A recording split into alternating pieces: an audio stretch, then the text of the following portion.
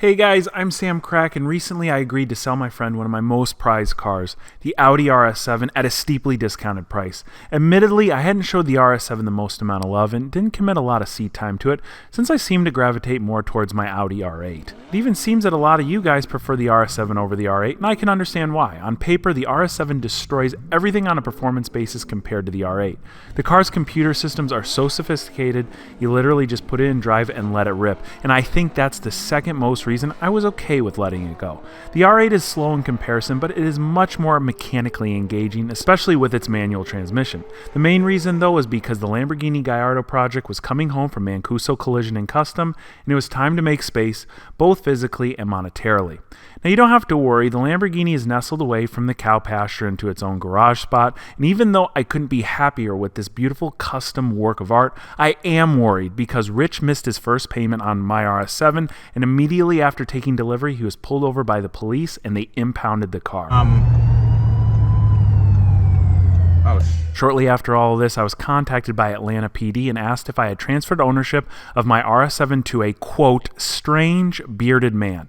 I told them yes, it was my friend Rich, and he bought the car. They took down some personal information and sent me a bill for a tow and impound fees costing near $3,000. Now, I've known Rich for a while. He's a pretty honorable individual, and I'm confident between him and his new assistant we'll come to a fair agreement on who's responsible for retrieving the car and paying the penalties. Oh, I didn't know that I was actively working on cars. That's what you will be doing here. But all of this could have simply been avoided if Rich wasn't showing off in my old car. When I first spoke to Rich after all of this and asked how fast he was going when he was pulled over, he said, I was in bumper-to-bumper traffic. I naturally assumed he was revving the Incredible Army Tricks exhaust. He said, nope, I left it in quiet mode. So did you run a stop sign? No, like I said, I was sitting in traffic. Then why did they pull you over, Rich? I just don't get it. I mean, I owned the car for over 2 years and wasn't pulled over not even once. Look, here's me, and this is Rich. This is me, and this is Rich. I think I figured it out. Remember, they referred to him as the strange bearded man. This could have all been easily avoided if Rich, like me, shaved regularly with Harry's. Harry's just released their sharpest blade. It's even better than before, and the best part, they didn't raise the price. Refills can be had for as low as $2. Like a fine German automobile, Harry's blades are manufactured in a German factory that's been at it for over 100 years, but unlike my German cars, these blades last super long. In a study with guys shaving 4 times a week, they reported that with Harry's latest blades, their 8th shave was as smooth as their first. These new blades are even available at your local grocery, drug, and big box retailers. Just head on over to the grooming aisle, or if you're like me and order everything online, go ahead and visit harrys.com/samcrack to try out their new blades and shave gel for free. You just gotta pay the shipping. Harry's newest redesigned blade is definitely the smoothest and sharpest I've ever tried, and if you want to give it a shot, go ahead and visit harrys.com/samcrack, or just click my link in the description box below. You're gonna get everything I just used to shave, the blade, the shave gel, and the travel cover for just $3 shipping.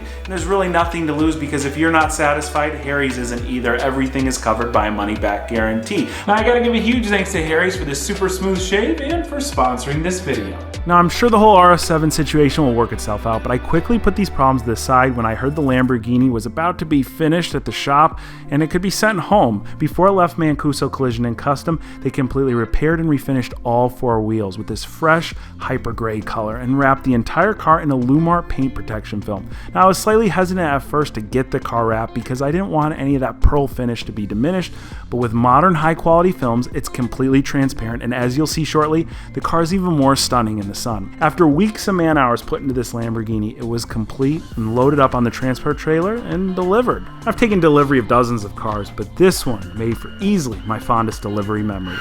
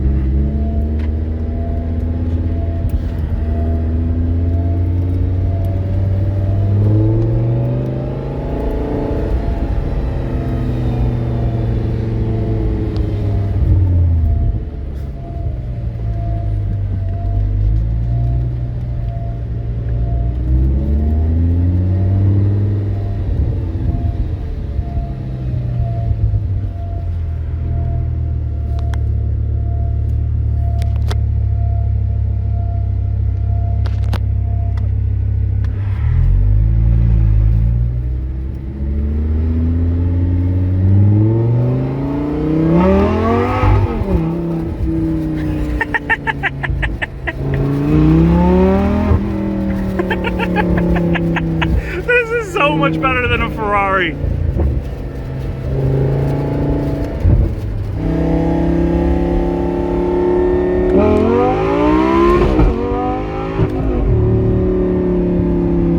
Now there's just a few little things that need buttoning up on the Gallardo. First is the windshield wiper cowl. This thin piece of plastic that would cost about $100 on a Jetta was cracked just in the top corner. I planned to order a replacement until I found out it cost over $2,000, and that was a used one. Now, even though this one is damaged and it's pretty dingy looking, there's no harm in seeing if we can't make it look better. Now on the cowl, our crack is right here. It's not too big. It's about 2.5 inches long.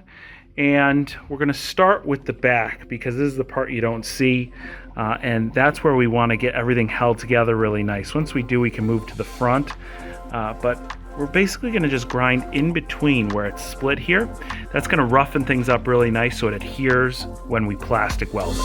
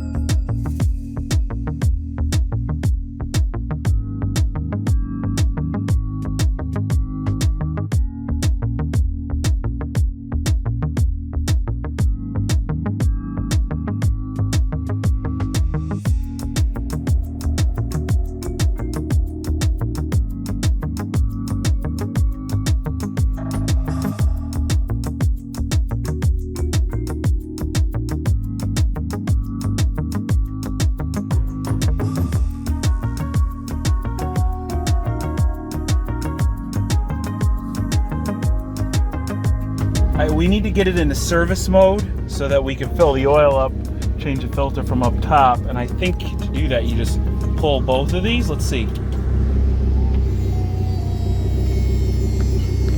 All right, here we go. Now that should just open. Yep, that's perfect.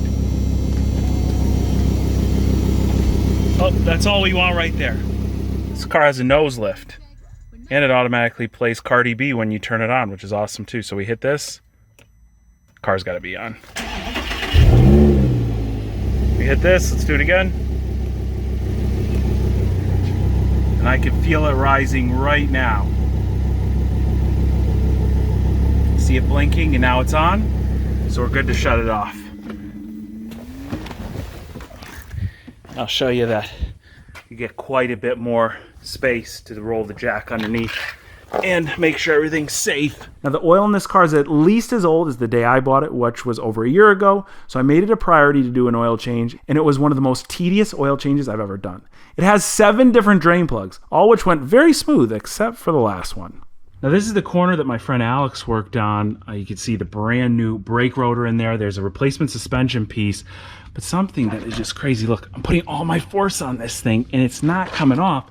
If you look really close, you can almost see right inside there, it looks like the powder coating maybe on the inside came off and bonded a little bit.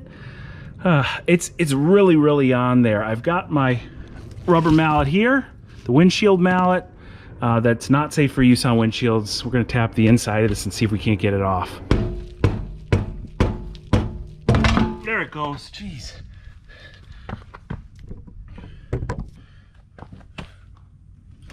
All right.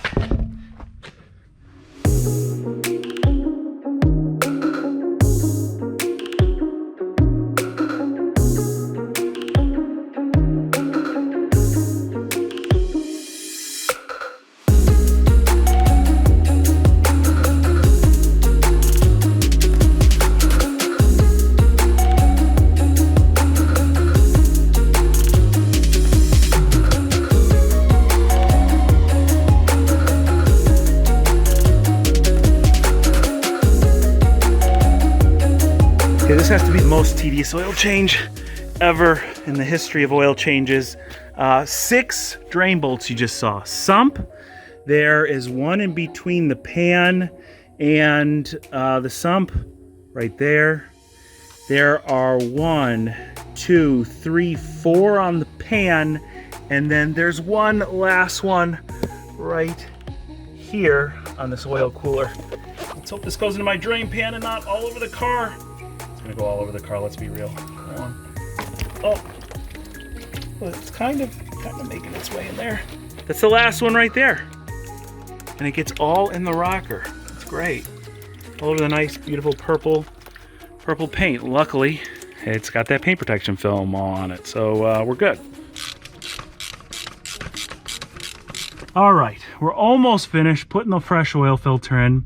And there is one decent thing about this oil change, and that's this filter. This filter is a very common filter for a lot of cartridge style Audis and Volkswagens. It costs only 13 bucks online.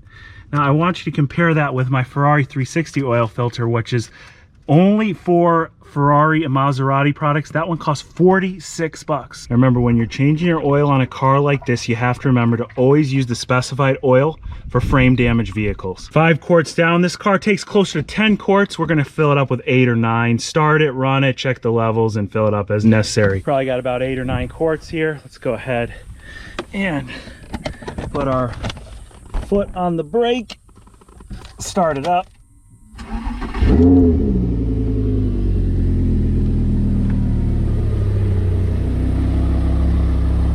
Let's let it run for 4 or 5 minutes, then we'll check the oil level on the dipstick. I can't even believe this car has a dipstick. More and more of these foreign cars are coming without them. All right, here's where we're at after about 10 minutes of running. We nailed it. So see, it's just right over the fill, do not fill line. That's perfect. We'll go ahead and degrease this engine bay out a little bit before we reassemble everything. Make it look nice, and we'll clean up some of my oily mess that I've gotten on everything. Now that oil change was a total pain in the neck, but I haven't wiped the smile off my face even through cleaning up our mess, because this is surreal that this is here and it's my car. It's starting to sink in since it's actually here. A Lamborghini for me takes the definition of dream car to a whole nother level. Like, what is your dream car? And I ask you that because when I was younger, my dream car was always a Porsche Boxster. It's a pretty simple idea, and even as I got older and was in college, I knew one day I would buy a Porsche Boxster. And I actually did buy a Porsche Boxster one time at Salvage Auction when I was first getting started there. It was one of the best deals ever. It was a second-gen body style. It had relatively low miles and really light damage. And it was only like $5,000. This was before all the Salvage Auction hype. A car like this would sell for double what it would today. And when the transport driver got there to pick it up, the key was broken off in the ignition, so someone had went on the lot and tried to test the car out, broke the key off in the ignition, and since they couldn't get it out and the truck driver didn't pick it up, the auction was really nice, and they said, hey, look, since nobody can pull this out of here, and they didn't want to forklift it, like, we'll just refund you. And I should have pushed to make that car get here one way or another, just had them forklift it because it was an insane deal. But I never personally owned a Porsche Boxster. That was all rolled back. I did, however, own for about a year a Porsche Cayman S that fulfilled my dream car dream, and it was an outstanding deal, and I literally spent pretty much 90% of the money in my bank account to buy the car, but it was such the right time and right purchase that I made a little bit of money selling it about a year later. So I fulfilled that dream, and then next up on the dream car list was the Audi R8, and I really thought that was the pinnacle for me. So being able to pick this car up for an absolute auction steal and transforming it into this, again, is totally surreal. So let me know what your dream car is, and just remember, your dream car might be something simple like a Porsche Boxster, but let your dreams grow a little bit. I mean, this is just absurd. And if you like it as much as I do, be sure to hit that like button. Of course, none of this would be possible without a team behind it. Got to give a huge thanks to V-Tune for his incredible skill on the framework that went into this. And of course, Mancuso Collision and Custom, who really just took an idea. I walked in, sat at their desk and said, how's a viola Parsifal sound? And making it a reality. Now, if you're in or around the Chicago area, whether you've got a small door ding, a fender bender, or even just want custom work done, I highly suggest you check out Mancuso Collision and Custom. They work with all insurance companies. And remember, if insurance is paying for it, there's no reason for you not to take it to the best place in town. That is Mancuso. And hey, if you got a super custom project that you don't mind shipping the car away, I live over 1,000 miles away from them. Well, send it there. You won't be disappointed when you're done. And guys, of course, I got to give a huge thanks to each and every one of you because you made this happen as well.